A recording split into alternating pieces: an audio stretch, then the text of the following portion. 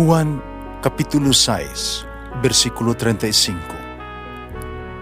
Si Jesus miingon kanila, "Ako mao ang pan nga naghatag sa kinabuhi. Ang muari kanako dili nagayod gutomon, ug ang mutuo kanako dili nagayod uhawon."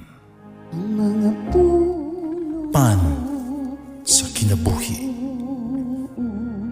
maglikon unta sa mong pagtuo o gagaka kami sa pagtuman sa imong mahal nga kasuguan.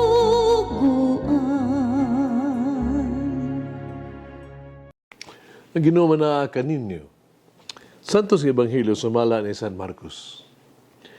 Dito yung mga matutudlo sa balaod, nakabati sa pinaglalis nila. Nakita niya na maigyaw kining pagkatubag ni Jesus ang mga Saduseo. Pusa may duol siya kaniya gingutana. Unsa mang sugo ang labing hinungdanon sa tanan? Mitubag si Jesus, mao kini ang labing hinungdanong sugo. Pamati Israel. Ang Ginoo ang atong Dios, mao ra gayud ang Ginoo. Kinahanglan mahalon mo ang Ginoo sa tibuok mong kasing-kasing, tibuok mong kalag, tibuok mong salabutan, tibuok mong kusog. Ang sugo mao kini, hiyugmaa ang imong isikataw sama sa imong kaugalingon. Wala na'y sugo kalabi pang hinungdanon kaniining duha. Ang tutudlo sa balaod miingon ngadto kang Hesus, husto ka na magtutudlo. Tinuod ang imong gisulti. Ang Ginoo lamang mao'y Diyos. Kung walay laing Diyos, gawas kaniya. Busa ang tao, kinahanglan yung magmahal sa Diyos, tibuok niyang kasing-kasing, tibuok niyang salabutan, tibuok niyang kasug, o kinahanglan gugmaon niyang isikatao, sama siyang kaugalingon. Mas maayo pang pagtuman ining duha kasugo, kay pagdalag mga nanap, nga sunugon, ibabaw sa halaran, o paghatag, ug ubang mga halal ngadto sa mga Dios. Nakaalinggat si Jesus kung maalamon kaayo ang iyang tubag, busa siya miingon kaniya, dili ka halayo sa kaharian sa Dios. Wal nagyoy na nga has pagpagutana kaniya. Ang Ebanghelyo sa Ginoo. Pasalamati ang Ginoo kay siya maayo, ang iyang gugma mulungtad hangtod sa kahangturan. Pasalamati ang Diyos sa tanang mga Diyos, ang iyang gugma malungtaron.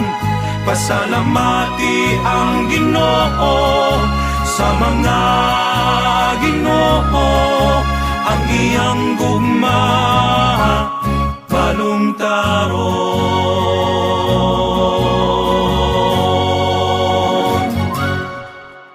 Di usa ka aktres o ka artista ba? Na-link sa usa ka sikat nga aktor. Na-interview kani ato siya kon ning artista kung siya magayod ang number 1 sa kasing-kasing sa iyahang hinigugma. Ang iyang tubag, yung pong paniya, dili ko gusto nga ako ay number 1. Kaya kung nandun ay number 1, doon na siya number 2. Doon na siya number 3. Ug uban pa. Gusto ko nga ako lang ang iyang mahalon. Sa samang paagi, sa paghigugma sa Diyos, wala sa numero nga itawag duha o tulo nga kitugutan. Higugmaon na to ang Diyos sa tibuok yun na itong kasing-kasing, kalag, kuna-kuna, salabutan, uban pa. Ang kasing-kasing nagpadayag kung unsa ang naasulod sa tao, ang sentro sa kinabuhi sa usa ka tao. Ang atong relasyon sa Diyos may sentro na labing pinaka-importante. Kinahanglan dili siya tatahon sa manag usa gitawag tug tambal ba nga ingon na to nga duol na taniya kuhaon na to atong gikinahanglan usampit kaniya dili unta gyud kini nga matang sa kinaiya ug batasan mahimo lamang nga pagkareliyoso nga wala maghimaya sa Dios ni mo resulta sa tinuol nga pagbag-o. Ang gipasabot ni ini mao nga higugmaon ang Dios nato labaw sa tanan. Ang pahigugma sa Dios sa tibok natong kalag, kinabuhi, nagpasabot ang pagkaandam nga ihatag ang kinabuhi sa usa nato ngadto sa Dios o itugyan ang tanan ngadto kaniya. Pasabot kini nga bug-os ug pagsalig. Ang pulong kalag, mga igsoon, ato makita di ang kabubuton, no? Nga nagpili sa Dios. No? Naghatag siya ang kinabuhi ngadto sa Dios.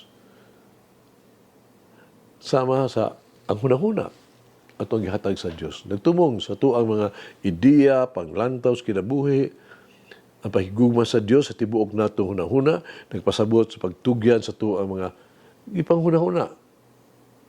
Kasubanan sa atong panghunahuna, mga opinyon, mga desisyon ngadto sa Dios. Nagpasabot kini nga dili mosalig ang atong kaugalingon pagsabot kun dili pagdala sa ato ang matag hunahuna ngadto pagkamasulundon o pagkaabig, pagkabihag sa makaluwas nga grasya sa Dios.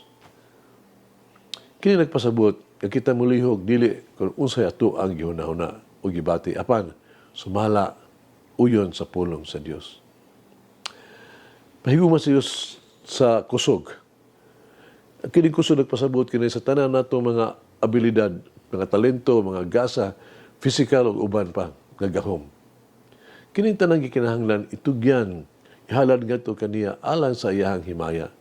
Di kita mosalig sa tuang kagulingong kusog, kundi gamito nato ang atong kusog sa paghigugma kaniya.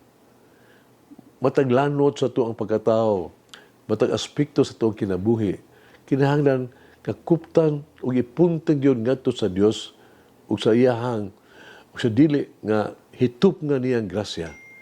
Siya ang naghimong sukaranan ug rason sa tuang pagkatao ug mga lihok. Kinahanglan natong ilhon ang Dios ingon nga tinubdan ang puwersa ug ang dalan sa tuang pagkatao ug pagkahimong itawtog ingon kita sa atong kagalingon. Magampo kita, mahigugmaon nga Dios, itugyan ko kanimo kining umaabot nga panahon sa Kwaresma. Hangyon ko ikaw nga ipakita kanako kung unsa ang kinahanglan akong talikdan o kung unsa ang kinahanglan akong ipunting. Idanag sa imuhang mahigugmaong kahayag sa mangitnit nga bahin sa akong kasing-kasing o magdala og bag-ong kinabuhi, baghoong paglaong ug bag-ong mga posibilidad. Tabangi ako sa paglakaw nga mas duol uban ni Jesus. Mahibal-an ako nga gigugma ko pag-ayo ug sa pagpaambit sa iyang gugma asan sa uban. Amen. Mama Mary, teach me to love the others as God has loved me. Mulangin ang Diyos magagawang sa tanan, Amahan ng Espiritu Santo. Amen. May the Lord of the divine mercy bless us all, heal us from all diseases and suffering. Ayun unta niya kita, tanang mga sakit na sa lawas o sa kalag, body and soul. In the name of the Father, the Son, and of the Holy Spirit. Jesus, I trust in you. Amen. Whoever eats the bread of life will never hunger, says the Lord. Kay galaan inyong nabati ang pagpaambit ug hamubong pamalandong sa pulong sa Dios pinaagi sa tulumanon, pan sa kinabuhi, nga gidumala ni Monsignor Daddy Silva. Hangtod na usab sa sunod higayon, daghang salamat. The bread of life.